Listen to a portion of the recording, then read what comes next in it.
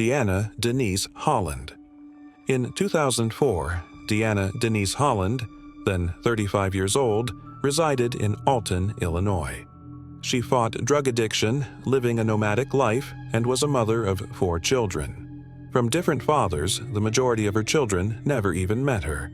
In May 2004, Deanna vanished from sight. The fragmented remains of a lady were discovered at a Missouri rest stop 1 month later in June.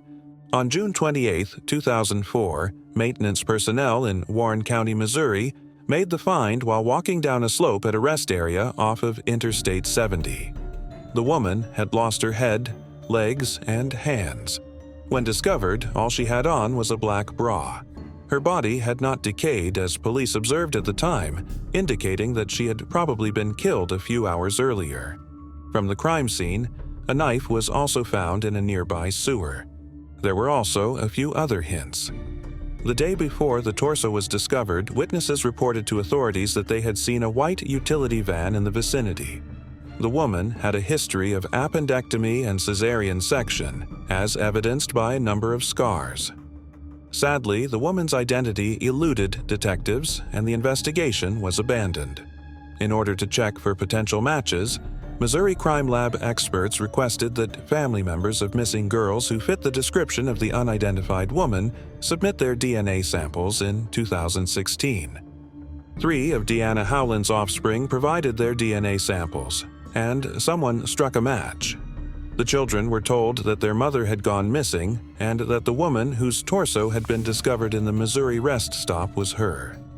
The unanswered question was, who killed her? It would take several more years to get an answer to that query. Before we continue, we want to remind you that only a small percentage of people who watch our videos are actually subscribed. So if you enjoy our content, consider subscribing. It's free and you can always change your mind later. Now, let's move on with the video. Researchers may begin using genetic genealogy in 2019. Testing was done on the knife and the torso's DNA. Ultimately, DNA testing located Mike Clardy in 2022. He was questioned by Maryland Heights Police Department officers. Then, Clardy admitted to killing Deanna Howland. He claimed to have dispersed her remains throughout Warren and St. Louis counties. He added that they had disagreed, which is why he killed her. Investigators revealed at a press conference in St. Louis, Missouri, on January 12, 2023, that 63-year-old Mike Anthony Clardy had been taken into custody in relation to Deanna's case. Ashley Kinnear, Deanna's daughter, said this during the press conference. "Thank you to each and every one of you. The sheer number of people here astounds and impresses me. Moreover, how many individuals are curious, and how many other people are interested in this narrative because it's about my mom, and I always have been. And I was aware that you were aware that something had occurred. I was aware that she didn't choose to part ways with us. Furthermore, it gives me great comfort to know that there are a lot of other individuals who share my concern, share my belief, and are eager to share this side of the story rather than only stating that a body part was discovered. Along with wanting to know more about her, they also want to know how our lives might have turned out differently if she had been there to assist, teach us the lessons that mothers are meant to teach their children." Clardy is presently being held in Warren County on a $1,000 cash bond. Given that Deanna's head and limbs were never found, it would be ideal if Clardy could lead investigators to the location of her disposal. Moving on to the next case. Jerrilyn L. Smith. Myth. A shoe that included a foot was discovered in December 2021 close to Port Angeles, Washington's Elwha River mouth. Someone made the discovery and informed the Clallam County Sheriff's Office of what he had seen. After several hours, the shoe was found by investigators who had launched a search and rescue operation in the region. The label of the shoe revealed to the investigators that it was a woman's size 8 New Balance brand sneaker. Investigators were unable to determine the woman's age, ethnicity, height, weight, hair color, or eye color during her life due to the minimal recovery of her remains. Since the remains of the unidentified woman were found, detectives have painstakingly followed up on a number of leads regarding her identification. The woman's identity remained a mystery despite efforts. Eventually, investigators ran out of leads and the case was closed. In order to ascertain whether cutting-edge forensic DNA testing could assist in establishing the identity of the woman or a close relative, the Clallam County Sheriff's Office collaborated with Othram in 2022. Othram created a thorough genealogical profile which was subsequently utilized by the company's internal genealogy team to generate investigation leads that were forwarded back to the agency. After learning from Othram, the Clallam County Sheriff's Office Criminal Investigations Bureau contacted one of the surviving family members who kindly supplied a DNA sample that was forwarded to Othram Labs for comparison. Othram verified shortly afterward that the foot belonged to a Sequim, Washington resident. On January 7, 2018, Jerrilyn L. Smith was reported missing. When Jerrilyn vanished, she was 68 years old. The surviving family members expressed their gratitude to Othram Labs, the Clallam County Sheriff's Office, and the public for their kind funding of Othram's study on the family DNA. The Clallam County Sheriff's Office encourages anyone with information to get in touch with them by calling the tip line at 360-417-2540 and mentioning agency case 2001-23819. Moving on to the next case. Juana Barraza. Juana Barraza was born on December 27, 1957, in Apaza, Yucatan in Hidalgo, Mexico. Her upbringing was not what one would anticipate from a parent. According to multiple stories, her father was said to have fathered up to 32 children, while her mother was a sex worker who gave birth to Juana at the age of 13. Her mother was also described as an aggressive drinker. Juana's mother sold her to an older man for alcohol when she was 12 years old. Juana had additional trauma at his hands as a result of his sexual assault of her. Because of the continuous assault, she had suffered 2 miscarriages by the time she was 16, and eventually she gave birth to a son, who, at the age of 24, passed away from wounds he had received during a mugging. Other than the fact that Juana had a succession of abusively failed marriages that produced 2 daughters and 1 boy, not much else is known about her early, terrible life. According to all accounts, Juana was illiterate and relied on minimum wage work, small-time stealing, and ultimately home burglary to support her family. Most famously, Juana was employed by wrestling tournaments as a popcorn vendor. It was mentioned that she was an enormous admirer of lucha libre, a kind of Mexican professional wrestling well known for its usage of fighters wearing masks. She coordinated local wrestling matches for small-town fiestas and was frequently spotted in the front rows of stadia. Juana even made an effort to build her own wrestling career, but it didn't work out because she was only ever involved in little amateur matches. Over the course of her criminal career, she adopted the moniker La Dama del Silencio, or the Lady of Silence. She told reporters, "I am quiet and I keep myself to myself," in response to a question about why she picked this name. Nevertheless, the Lady of Silence monica's misdeeds have an unsettling relationship. There was an increase in horrific crimes against elderly women in Mexico City in 2003. The alarming statistics were noted by the public and media, but Mexican authorities quickly dismissed the fear as exaggeration. Thus, the number of cases kept rising unchecked until law enforcement eventually started a comprehensive inquiry into the crimes in 2005. Women over 60 who lived alone have been known to be attacked by the unnamed serial killer known as Mataviejitas, or the little old lady killer. Although some were beaten, the victims were frequently strangled using objects like telephone lines, stockings, and curtain ropes. Although it hasn't been extensively published, there have been a few online news items suggesting that Juana sexually defiled her victims. The murderer was also known to occasionally steal expensive items, but more frequently, trophies like Bibles and crucifixes were taken. When it was discovered that 3 of the victims owned the same print of an 18th century artwork, police were led to believe that there may have been more than one perpetrator at one point in the inquiry. They were thus following up on dead ends for a while. According to the killer's profile provided by Mexican law enforcement, he was a guy who was unsure of his sexual identity and had probably suffered abuse at the hands of his mother or grandmother. This may have contributed to the act's savagery, which suggested a deep loathing for his victims. The fact that in November of 2005, witness testimony surfaced describing the killer as wearing women's attire, but that the killer was a huge, short-haired, and, quote, masculine-looking woman, allowed authorities to deduce the sexual identity problem component of that description. Authorities detained about 49 transsexual sex workers for interrogation as a result of this profile and their suspicion that the murderer was a transvestite man, possibly due to their own prejudices against the notion that women are serial killers.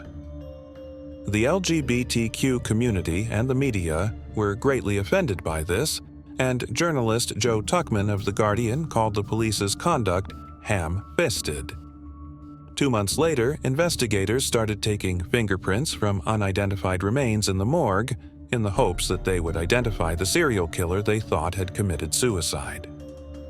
Oddly, officials believed that the murderer would not have been able to bear the responsibility for all the crimes she had committed if she had been a woman. Law enforcement finally made the necessary breakthrough in January 2006 when a suspect was apprehended while escaping the residence of one of the most recent victims. An 82-year-old woman was the victim. She was strangled to death with a stethoscope.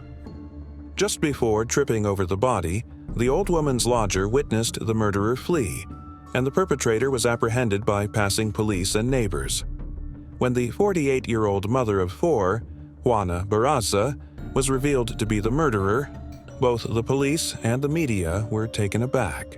She matched the suspect's composite photos with her conservative clothing and well-cropped hair. She was discovered in possession of pension paperwork, a stethoscope, and a phony social worker ID card. The final straw for Juana came when detectives raided her house and discovered artifacts removed from the crime scenes along with carefully tucked away newspaper cuttings detailing her offenses. Juana had entered the homes of some of the most vulnerable individuals by pretending to be a representative of the government and enticing them to enroll in social services. She allegedly volunteered to perform part-time tasks for them, such cooking and cleaning, while she was with other people.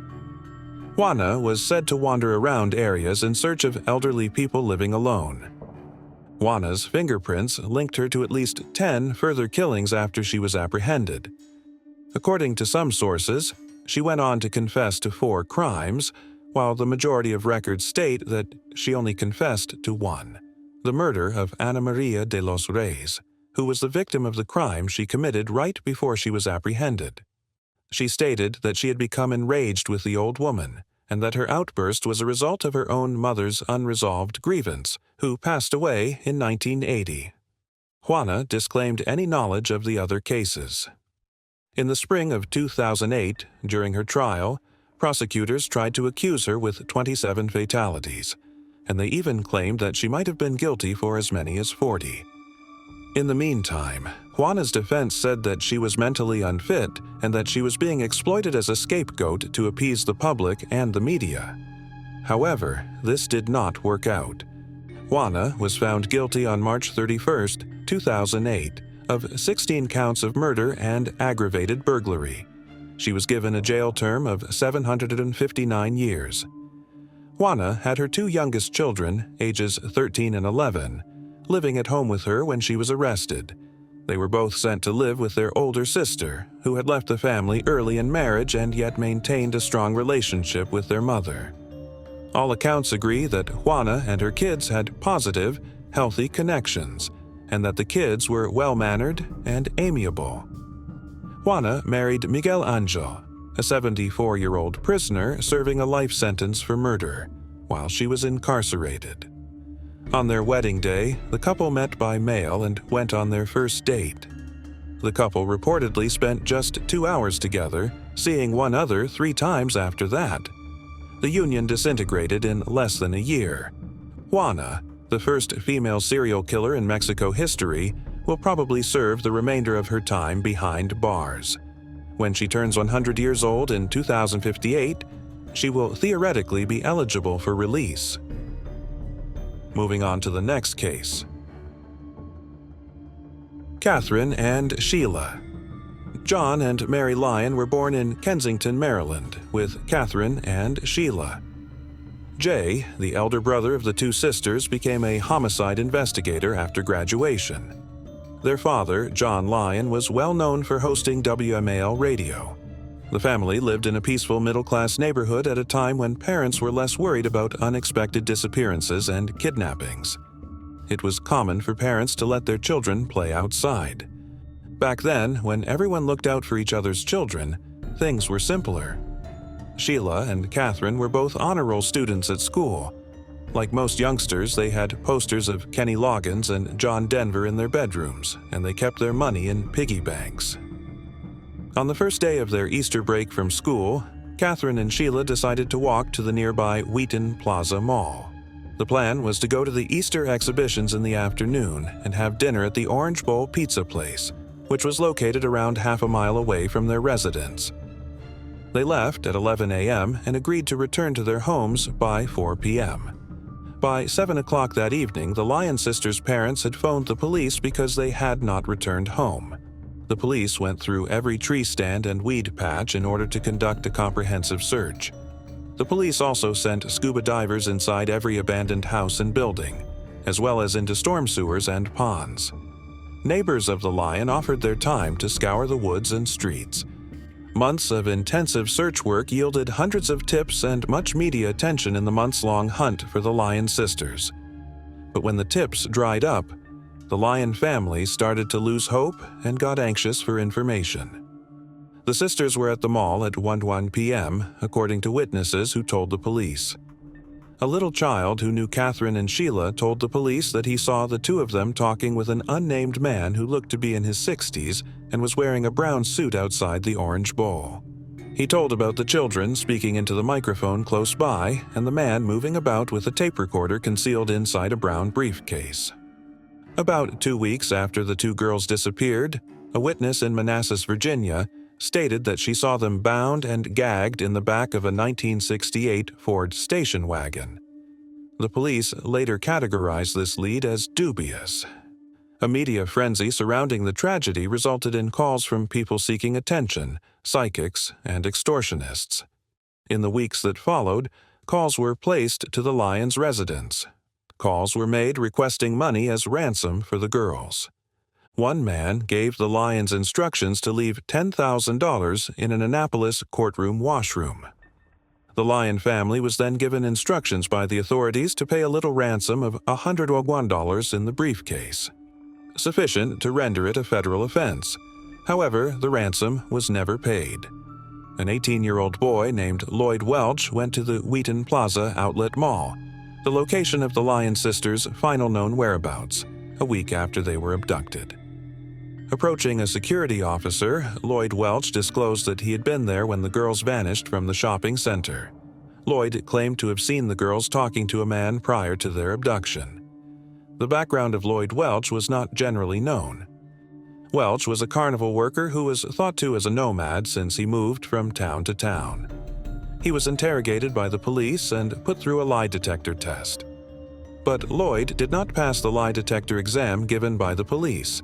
Even though he didn't succeed, he was promptly ruled out as a suspect and dismissed as an untrustworthy witness because of the belief that he was only interested in getting attention and possibly the $9,000 reward for solving the case.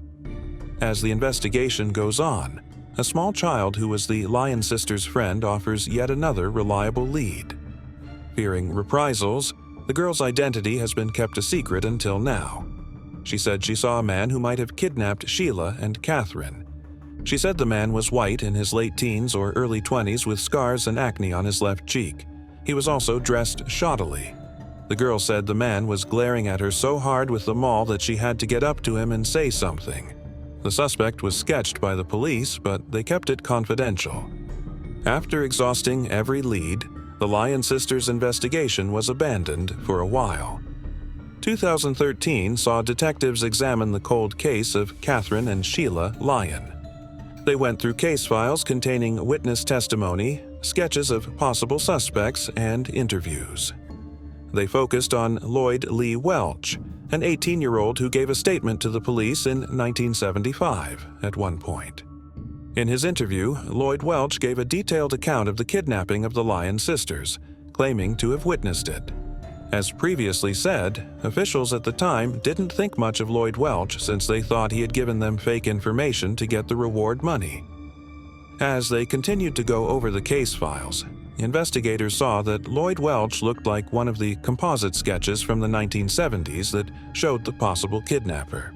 Following up on these leads, investigators learned that Lilliard Welch had a long criminal past. This includes a Montgomery County arrest in 1977 for breaking into a house 8 blocks from Wheaton Plaza and taking $580 worth of jewelry. Since the sisters' abduction in 1973-1977, he has been charged with multiple felonies, including rape in 3 states. Detectives discovered that Lloyd Welch was incarcerated for child abuse when they were attempting to locate him.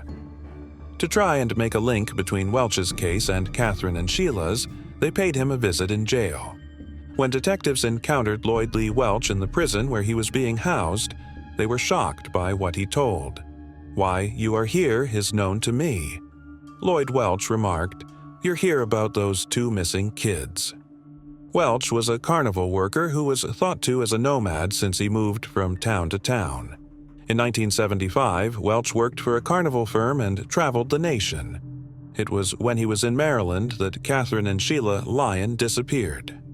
Following a long discussion with Lloyd Welch, the investigators also named Lloyd's uncle, Richard Welch, as a person of interest.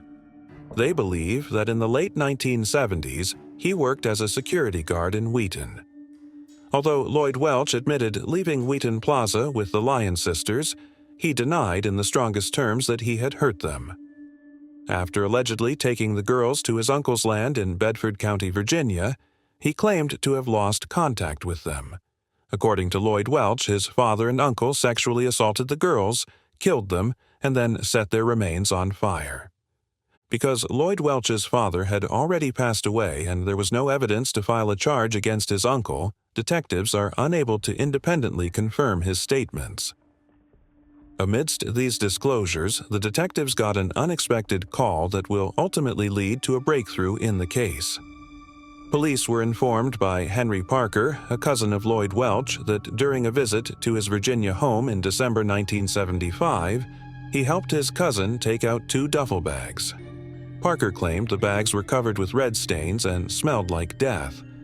He went on to say that they burnt the packages in Bedford County, Virginia's remote mountainous area. By then, the investigators had all they required to bring charges against Lloyd Welch. The police accused him of killing Sheila Lyon and kidnapping Catherine Lyon. The 2 girls were allegedly kidnapped by Welch from the mall and transported hundreds of miles to a distant location. Afterwards, he killed the females and burned their bodies. 10 women spoke in court, describing how Welch had also kidnapped them. One of the ladies, now in her 50s, told police that Welch had approached her outside of a record store. She needed to talk to him about her brother stealing a radio, he told her, posing as a police officer. She added that as soon as she attempted to phone her brother, Lloyd Welch left. Welch was on trial for the killings of Catherine and Sheila Lyon while he was serving time for other offenses. After the matter stretched on for 2 years, he eventually acknowledged his guilt to the allegations. After a protracted search, the family may now finally rest comfortable knowing that their daughter's killer has been apprehended. Authorities think the sisters were burned, raped, killed, and maybe mutilated while being held against their will. The case's circumstances are still a little unclear, though. Lloyd Welch received a 48-year sentence because of his elderly age and the fact that he is currently serving a 33-year sentence in Delaware for a different offense. Most likely, he will spend his entire life behind bars. John Lyon expressed his gratitude to the judges after the trial.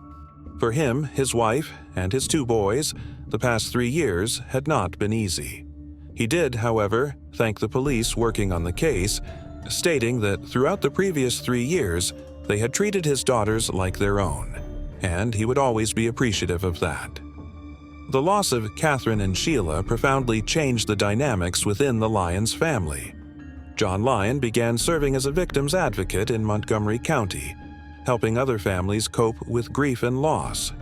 The conviction of Lloyd Welch rocked the state of Maryland. The Lyons family's usual afternoon turned into the worst nightmare imaginable. There's finally some serenity thanks to the industrious investigators who uncovered every detail in their quest to solve the case. Moving on to the next case. Terrence Williams. Terrence Williams was born on January 17, 1976, and raised in Chattanooga, Tennessee. He had fathered 4 children and had multiple run-ins with the law by the time he was 27. He was charged with DUI and spent 55 days in jail after running afoul of the law over unpaid child support. Additionally, he was imprisoned for 11 months in 1995 after entering a guilty plea to robbery. Terrence, however, relocated to Naples, Florida after being released from prison in order to improve his life and be nearer to his mother, Marcia. Terrence has worked in construction for the most of his adult life. However, he had taken a job at a Pizza Hut restaurant just before he vanished. The 27-year-old and his mother had a very close relationship. Marcia thought it strange that on Monday, January 12, 2004, she had not heard from her son, as he had been calling her every day and they had spent every Sunday together. She didn't hang around. She located the white Cadillac that Terrence had had towed. Marcia discovered that Collier County Sheriff Office Deputy Stephen Calkins had signed a tow report. Calkins was an Illinois farmer by trade who had been on the force for 17 years. He had never experienced any problems at work and had an impeccable record.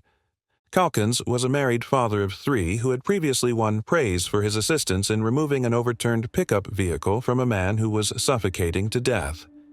However, it seems the deputy had a more sinister side that had either been ignored or covered up. Between 9 and 10 in the morning on January 12th, Terrence was allegedly stopped by Deputy Calkins close to the Naples Memorial Cemetery, which is situated near the intersection of 111th Avenue North and Vanderbilt Drive. Terrence was operating a vehicle without a license, and Calkins found out that his license plate had expired. The deputy then loaded the 27-year-old male into the back of his vehicle and left. Terrence vanished from sight. Employees at the cemetery informed Terrence's mother that they had witnessed Calkins placing the young man in the rear of his vehicle. The staff later observed him pulling the Cadillac to the side of the road, even though he had initially begged to be allowed to leave it there. Marcia received a call from Terrence's roommate asking if she had seen him the day following the incident. Calkins' statements to detectives during the course of the investigation into Terrence's disappearance were frequently contradictory. After telling investigators that the car had been abandoned at first, he subsequently said that he had pulled it over because it looked to be having some issues. In addition, he later called a dispatcher and asked for Terrence's details, contrary to his claim that he had come upon an abandoned car. Afterwards, Calkins stated that Terrence had requested a lift to the Circle K shop on Wiggins Pass Road from him. The 27-year-old claimed to be employed there and expressed worry about losing his position.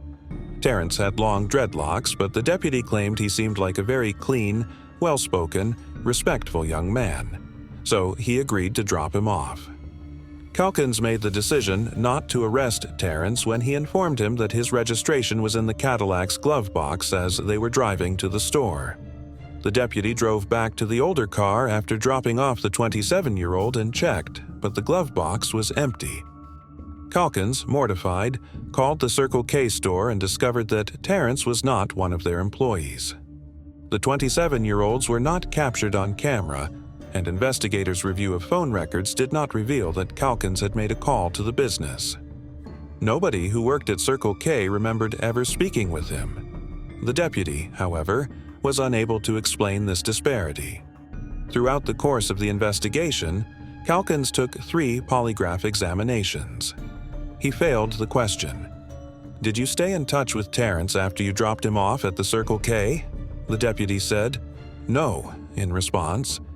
It is important to keep in mind, too, that polygraph examinations are notoriously unreliable and are typically not admissible in court. Despite a search of his patrol car, no proof turned up. The examiners observed that it was spotless. A GPS tracking device was installed in Calkin's car in case he went to the disposal site, but he never did. The area's swamps were examined for corpses. It is reported that because there was insufficient evidence to support a warrant, the deputy's home was never searched. Later, Calkins was let go from the sheriff's office for a variety of offenses, including lying about the case, being uncooperative during it, and disregarding agency policies and procedures. He has persisted in denying any involvement in Terrence's disappearance in the years that have passed. He's currently living in Cedar Rapids, Iowa. Marcia filed a wrongful death lawsuit in August of 2018, alleging that Calkins was to blame for Terrence's passing. According to Florida law, if a person hasn't come home for 5 years and there are no investigative leads, they may be assumed dead. Marcia claimed that the reason she brought the action was to provide Terrence's 4 children with closure. June 2019 saw the lawsuit dismissed. However, Marcia and her attorney were allowed to modify the complaint within 20 days. The judge determined that the evidence did not establish Calkin's guilt for Terrence's disappearance and assumed death with sufficient strength and impact. According to a 2021 article, this action is currently under dispute. Regretfully, it's commonly accepted that Terrence wasn't Calkin's initial victim. On October 14, 2003, at around 6:30 a.m., Felipe Santos, 24, disappeared. Felipe, a Mexican resident of Immokalee, Florida, and his brothers were engaged in a minor traffic accident while they were traveling to work. After arriving on the scene, Deputy Calkins placed Felipe in the rear of his police car for driving recklessly and without a license or insurance. When Felipe's 24-year-old supervisor called the county jail later that day to post bail, he discovered that Felipe had never been arrested. Like Terrence, Calkin asserted, he declined to arrest Felipe due to his cooperation and politeness. He left the youth at the Circle K on Immokalee Road, a nearby community.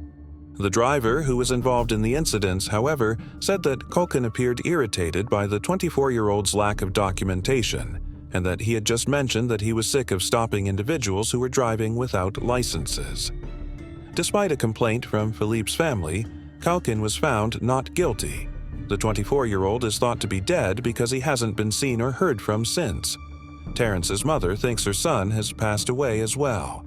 The Starlight Tour argument, which explains the practice of police officers bringing people to the edge of town or outside of the city boundaries and leaving them to find their own way home, is a widely accepted theory in both of these cases. The abuse is said to have begun in the 1970s and gained widespread attention around 2000, when Native American men in Canada started to experience it frequently. According to some, Terrence was abandoned in the Everglades and perished from exposure or another threat. The last time Terrence Williams was seen was early on January 12, 2004. He was close to the Naples Memorial Cemetery, which is situated between Vanderbilt Drive and 111th Avenue North. He's a black man with brown hair and eyes. When last seen, he was around A160 and about 5'8" in height. The following are a few of Terrence's tattoos. The name Terrence in blue highlights on his left forearm, the initials ET on his right shoulder, and AT on the left side of his chest all have red ink. In addition, Terrence's upper right teeth has a gold crown adorned with the letter T, and his other top front tooth is likewise gold. He has a black birthmark on the right side of his belly and a vertical scar on his right shoulder. His last known attire included a silver watch, 2 diamond earrings, blue trousers, brown Timberland boots, and a short-sleeved t-shirt. Felipe Santos, on the other hand, is a masculine Hispanic who has brown eyes and black hair. He was approximately 5 feet 7 inches tall, weighed about $150 at the time of his disappearance, and was dressed in a t-shirt, blue pants, and boots. Call Crime Stoppers at 800-780-8477 if you know anything regarding the location of Terrence Williams or Philippe Santos. Alternatively, 239-252-9300 can be used to reach the Collier County Sheriff's Office. Moving on to the next case. Theodore Earl Weyer. Strangely, food and sources of heat are found around a man who has starved and frozen to death. A perfectly functional car that has more than a quarter of the gas tank left is found abandoned. The bones of 4 physically fit men who appeared to have voluntarily left the safety and comforts of their own car and ventured out into the wide and harsh mountainous environment during the bitterly cold and impenetrable winter months were discovered strewn miles apart. One individual, thought to be dead, is still missing. It sounds like the beginning of a mystery or a book, but regrettably, this is the start of a story that is so terribly aggravating that it has perplexed both investigators and family members to this day. Born on May 26, 1946, Theodore Earl Weyer had brown eyes and brown hair, and he was an attractive, chubby man. His loving family remembers how gregarious he was. Ted used to wave frantically at strangers, his childlike smile plastered on their faces. However, if the people he waved at didn't wave back, Ted would become very upset about it and would argue about it for hours. Ted was an average American guy who went to Marysville High School with his younger siblings, despite being somewhat less intelligent than his contemporaries. Like everyone else in his very small town, he took pleasure in the same hobbies. His priorities were socializing and sports, and he avoided problems. Ted's family had been pushing him to go from his prior job at a local snack bar, where he was serving customers and cleaning up after them, fearing that the duties would be too demanding or stressful for him. Ted liked to recite funny names from phone books or intriguing news articles he saw in the newspaper to his close friend Bill Sterling when he would pick up the phone. Friendly and dependable, Ted was a competent and trustworthy man who was cherished and supported by his family. Ted's grandmother remembers the last time she spoke to him.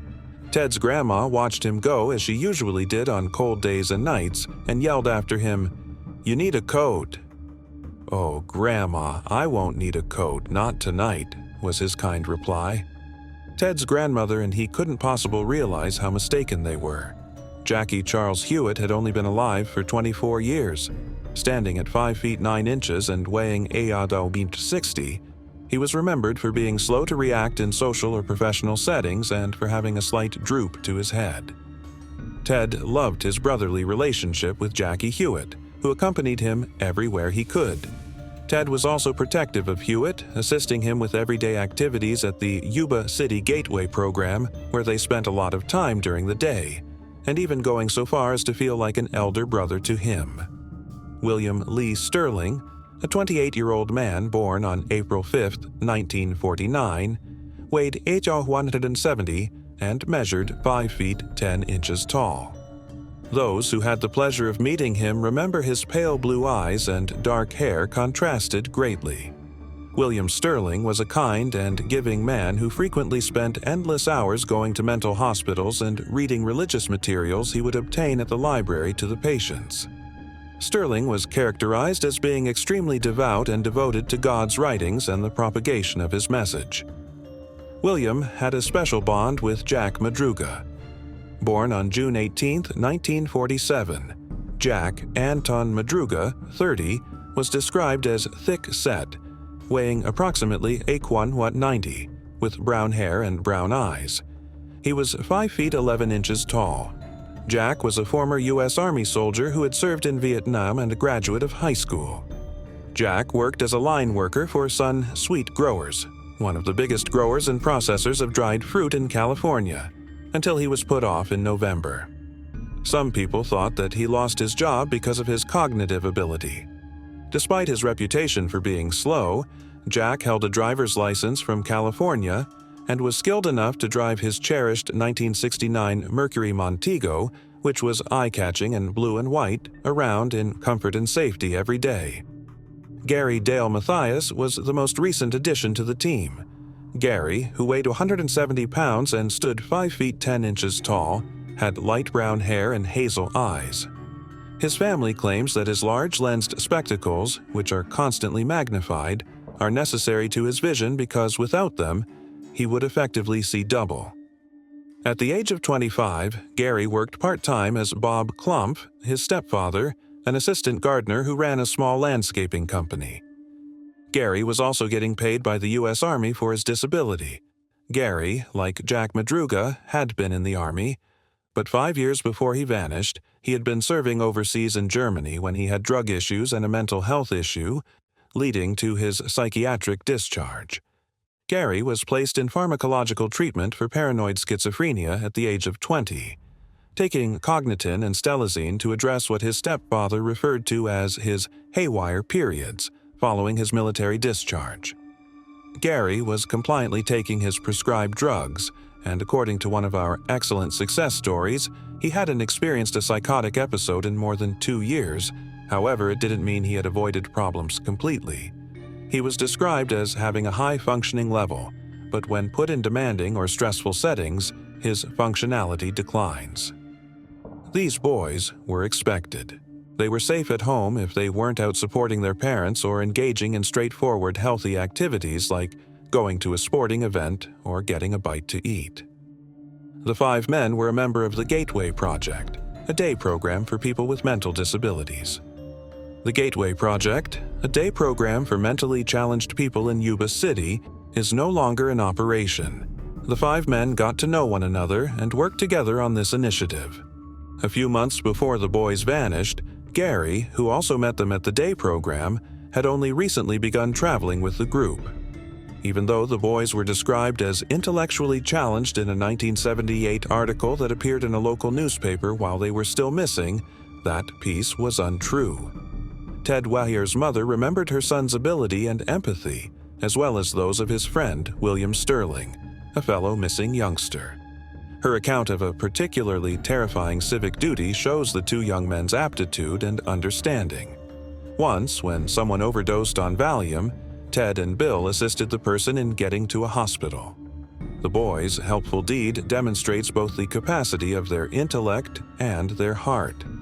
These were not, by any stretch of the imagination, incompetent individuals if they had the resources to identify and help someone in such extreme need. It should also be made very obvious that Gary Mathias was psychotic rather than slow. That distinction is crucial. Albert Einstein's son suffered from schizophrenia, as did Broadway actress Mira Popkin, who starred in Cats and Miss Saigon. John Nash, a Nobel laureate and recipient of the Nobel Memorial Prize in Economic Sciences, co-authored and published numerous academic articles during his career. However, he was also diagnosed with schizophrenia. Both award-winning football player Lionel Aldridge and Scottish goalkeeper Andy Gorham have been formally diagnosed with schizophrenia. Their awards and devoted fan bases tell the tale of a frequently misdiagnosed mental illness. None of the missing men could understand what or who could have brought them up that desolate road in the mountains. All lead primarily stay-at-home lifestyles of such planned predictability, with the exception of Gary Mathias, who occasionally went out with friends into the early hours of the morning. The youngsters had talked about nothing but the big game on Friday, February 25th, the day before their sudden disappearance. The young men had the opportunity to play a basketball game in the Special Olympics Championships as part of their involvement in the day program. Family members emphasized that the boys would never have done anything to endanger such a chance and that they wouldn't have missed this occasion for the world. Last year, he had attended the Special Olympics playoffs and obtained an autograph from Sally Struthers. Remember, Jack Madruga's mother says, he even had his basketball gear all out in his room. Ware begged his mom to tidy up his white tennis shoes. His goal was to get everything flawless for his big game the next day. The parents of Gary Mathias remember their enthusiastic son having a similar demeanor. "We have a big game on Saturday," he continued emphasizing. "Please prevent me from oversleeping." The prize-winning team would receive a free week in Los Angeles in addition to the honor of competing in an official tournament, which added to the draw and excitement of the big event. The name Gateway Gators, which refers to the Gateway program that the lads first became friends at and was supported by the city, was proudly placed on each player's shirt. The lads would never play that game, but they looked forward to their exciting and competitive day. They would never again feel the comforting embrace of their friends and family. Rather, they would encounter a terrifying and immobile destiny. The 5 young men from the flatlands 50 miles to the south got into a 1969 Mercury Montego that was turquoise and white and drove out of the parking lot after they had attended a basketball game at Chico State University at around 10 o'clock in the evening on February 24, 1978. The group then proceeded to a nearby store where they purchased a quart and a half of milk from Bayer's Market, 1 Hostess cherry pie, 1 Langendorf lemon pie, 1 Snickers bar, 1 Marathon bar, 2 Pepsis, and 1 Snickers bar. Seldom the purchase of men who intend to rough it in the winter highlands. The main game was scheduled for February 25th, the following day. But the guys never had their chance to show off on the basketball floor. Family members' worry at the rule-abiding boys' tardy homecoming swiftly gave way to panic that evening when they discovered the boys hadn't returned home. They made urgent phone calls. 4 days after the boys went missing, on Tuesday, February 28th, authorities discovered Jack Madruga's Mercury prominently displayed against the forested backdrop of the Oroville Forest. When the automobile was initially seen by police, its vivid turquoise color stood out obscenely against the white of the nighttime storm that had swept over the Oroville-Quincy Highway, a winding, narrow route that passes directly through the Plumas National Forest. The car was more than 70 miles away from Chico on a road that, according to the locals, needed to be intentionally driven, not just a site where someone would take a wrong turn.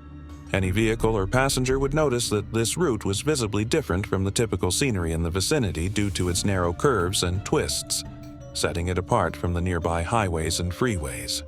The vehicle appeared to be in good operating shape when it was discovered in the rural mountains east of Oroville on Plumas National Forest Road, which was blocked by snow but could be reached at any time because it was open and there were no barricades.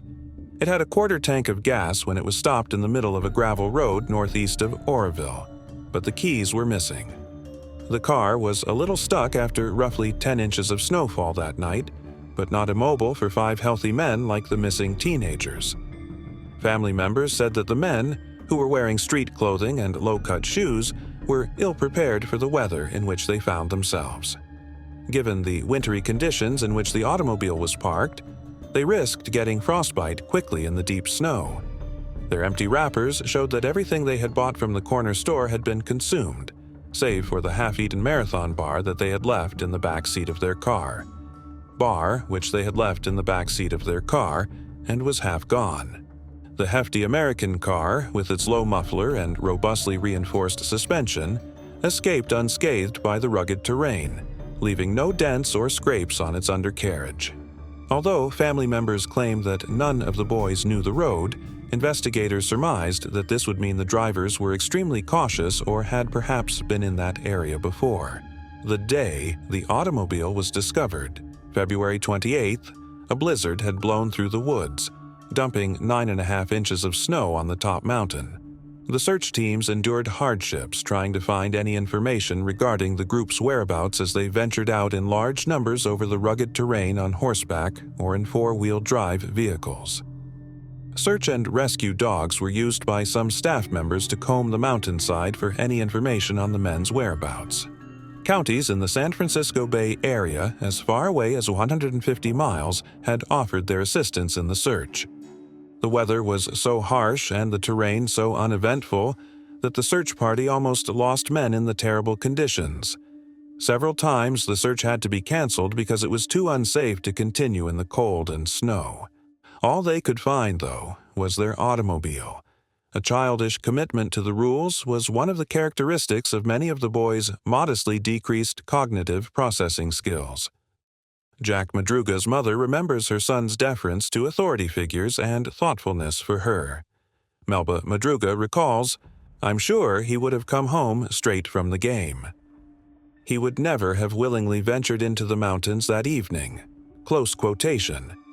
Ted's family also claims that it would be quite unusual for him to spend the entire night out, and that it would be out of character for him to forget to tell his grandmother about his plans. In addition to the altered itinerary, the boy's car's whereabouts perplex the family. According to his relatives, Madruga, the proud owner of the car, would not have driven so high up in height and so far off the path, especially in the snow. He also detested camping and the cold. The fact that Madruga was unfamiliar with the route and, being the watchful and cautious individual that he was protective of both his person and his automobile, added to the family's consternation. Madruga would never have traveled up that steep, narrow, winding, and dark road. That automobile was only ever driven by Jack, according to Melba Madruga. He was giving and compassionate, but not careless. He took great care in his vehicle, which he would never be allowed to drive. Joseph Shones, 55, provided information to detectives on a journey he had taken on February 24th, the night the boys vanished, at approximately 5:30 p.m., in order to assist with the investigation. Shones clarified that he had made the drive that far to observe the amount of snow in preparation for a planned family vacation the following weekend. He informed the authorities that his automobile became stuck in the snow and that while attempting to free it, he experienced a small heart attack and was unable to continue. EKG readings obtained later at a hospital verified to authorities that Shones had, in fact, experienced a small heart attack, as certified by doctors.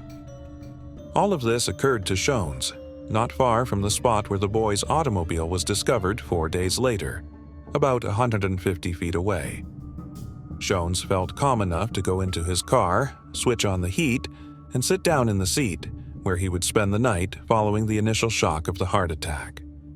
The sick man, who was gradually running out of petrol, claimed to have heard whistling noises coming from the nearby road at some time during the night. Shones spotted what appeared to be a few guys walking in the brilliance of what he thought were a pickup truck's headlights, along with a woman holding what appeared to be a baby. Shones got out of his car to seek for assistance. The group's cries echoed through the chilly night, but as Shones cried out for help, the headlights went out and the voices became quiet. At first, he claimed to have woken up to the sound of conversation and the light from a flashlight shining into his car. Startled but unflinching, he regained consciousness faster this time and realized instantly that this was his opportunity to help. Shones cried out for aid once more, but each time he was met with sudden silence and the group's light sources being extinguished. Shones claims that after an unspecified period of time, his automobile ran out of gas, forcing him to leave it and seek refuge in the chilly early morning hours before the sun rose. After experiencing a heart attack and a near-death experience, the stranded driver traveled the 8 kilometers back to his initial objective, a lodge he had visited prior to his strenuous journey. He saw an empty turquoise and white Mercury Montego in the middle of the road at the beginning of his voyage as he descended the hill. As leads came in, there were a few false sightings, but no one reported anything until weeks later, following the public announcement of the reward. The primary lead under investigation was a woman who reported seeing a shining red pickup truck with 5 boys inside of it. She says that on Saturday, the day of the much-anticipated basketball game, at about 2 p.m., she spotted the gang outside of Mary's Country Store in Brownsville. The proprietor of the store also recalls giving some meals to a bunch of men, but the specifics raise doubts about an apparent case of mistaken identity. The witness says she seen Jack Madruga on the phone, but because he detested using the phone, his brother made it very evident that he would never have done it. Gary Mathias's stepfather also wondered how the lads would have paid for food, considering that none of them had enough cash on hand to stay throughout the planned night out. Overall, the stepfather of Gary Mathias disputes the sighting. According to an article published before the boys' bodies were discovered, the family of one of the boys, whose name is not known, consulted psychics. Family members were informed by a fate teller that the boys had been abducted and taken to Arizona and Nevada. According to another psychic, the boys were killed in Oroville in a 2-story red house with a driveway made of gravel with the numbers 4723 or 4753. The house may have been brick or stained wood. Investigators searched every street in Oroville for that house for 2 straight days. It was non-existent. Not a single lead materialized. Klompfe, the stepfather of Gary Mathias and other family members of the missing boys, contributed $1,000 toward the boys' recovery, which was increased to $2,600 by contributions from the community. New evidence surfaced on June 4th, a little over 100 days after the boys went missing, thanks to the spring thaw. During a Sunday outing, a group of motorcyclists discovered a trailer site belonging to Regional Park Services that was abandoned and had just one Erie resident. Ted Wehier had frozen to death while lying on a bunk in the main 60-foot trailer. He had 8 sheets carefully draped over his body and tucked around his head and torso. His leather shoes were vanished and were nowhere to be seen in the neighborhood. Ted's gold necklace, his wallet still containing cash, and his nickel ring with his name etched on it were all perched on a bedside table. Ted always carried these mementos about, so the family was familiar with them. What was new and unusual, though, was a gold Waltham watch that was missing its crystal. The object was not recognized by any member of the missing party's numerous families. The fact that Gary Mathias's shoes were there but Ted's were not was also peculiar. Since Mathias wouldn't have needed the shoes and Gary's feet would have been swollen from severe frostbite, investigators surmised that Mathias may have given them to his companion after his death. A far more unfamiliar look than the unfamiliar timepiece in an even more perplexing incident was the man himself. Ted, who used to weigh 200 pounds and be 5 feet 11 inches tall, was reported to have starved to death and lost between 80 and 100 pounds. He had severe frostbite on his feet. The amount of facial hair that had grown revealed that Ted had been living in that trailer for 8 or 13 weeks, apparently in excruciating pain from starvation. Even though his body was severely decayed, what was left of it revealed a tale of fight and survival.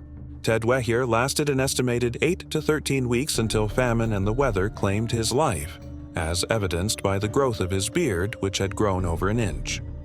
The average monthly growth of human hair is half an inch, according to the CDC. He was discovered 19.4 miles from his automobile, still wearing the green slacks and striped velour top from when he was last seen. It is completely mysterious how he managed to cover about 20 miles in the extremely cold snowdrifts, which were nearly as tall as him. The trailer had a broken window that allowed someone to enter, and it was discovered locked. No fire was started, even though there were plenty of materials in the trailer, including wood furniture and paperback books, and matches were clearly visible and accessible. It was discovered that over a dozen separate military wet ration cans, pre-cooked meals, and prepared foods had been opened and eaten. A can was found to have been opened using an Army P-38 can opener, which the missing men's relatives claim could only have been used by the 2 youths who served in the military, Jack Madruga and Gary Mathias. But in the same shed from which the Army rations were removed, there was also a locker containing enough fruit cocktails and dehydrated Mexican feasts and other mixed meals to sustain the men for years. There was nothing in the unlocked locker, nothing had been done to the meal. The fact that the propane tank was still there and unattended was equally annoying to loved ones. According to Yuba City Lieutenant Lance Ayers, all they had to do was switch on the gas, and they would have had heat and gas for the trailer. William Sterling and Jack Madaruga's remains were found by recovery personnel one day after Ted Weyer's body was found on June 5th. Lying on different sides of the logging road that had led to the trailer Ted had been found in, they were still 11.4 miles from their automobile, even though they were miles behind Ted and the trailer he was found in. With his back to the freshwater stream, Jack Madruga's body lay there. His body had been half scavenged by wild creatures, but he was still facing the sky and holding his beloved watch in his right hand in a poignantly human gesture. William's bones were dispersed over a 50-square-foot area along the road as his body had decayed. 2 days later, Jackie Hewitt's father discovered his own son's remains while out on a search and rescue mission. It was every parent's worst nightmare come true. He had always been a helpful and a doer, so even though family members and detectives had attempted to talk him out of the hunt, he was determined to be useful. The image of a parent discovering his own son's backbone lingers in the minds of all who saw it. The boy's identification was eventually verified by the family dentist, although Hewitt's Levi's and unusual Getters branded sneakers served as a preliminary clue. The following day, an assistant Plumas County sheriff would discover his skull 100 yards distant at the foot of a hill. Similar to what happened to Jack Madruga and William Sterling, Jackie Hewitt's body was discovered northwest of the service trailer where Ted Wire was discovered. 3 wool blankets from the Forest Service and some partially corroded flashlights that were turned off were located about a quarter mile away from the trailer. It was impossible to determine whether this discovery, some residual debris left by a previous individual or group, had been utilized by the youngsters or was just a coincidence. The Mathias family was the only one who was never informed of their son's whereabouts or fate. They were never able to find closure in the discovery of their son. They learned that Gary Mathias was acquainted with residents of Forbestown, which is located roughly halfway between Chicago and Yuba cities. Forbestown is on a route that has a turnoff that is so easy to miss that someone traveling on it late at night would have ended up getting lost and heading north toward the mountains. However, Gary's acquaintances in Forbestown claimed they hadn't seen him in over a year, so that connection was of little use.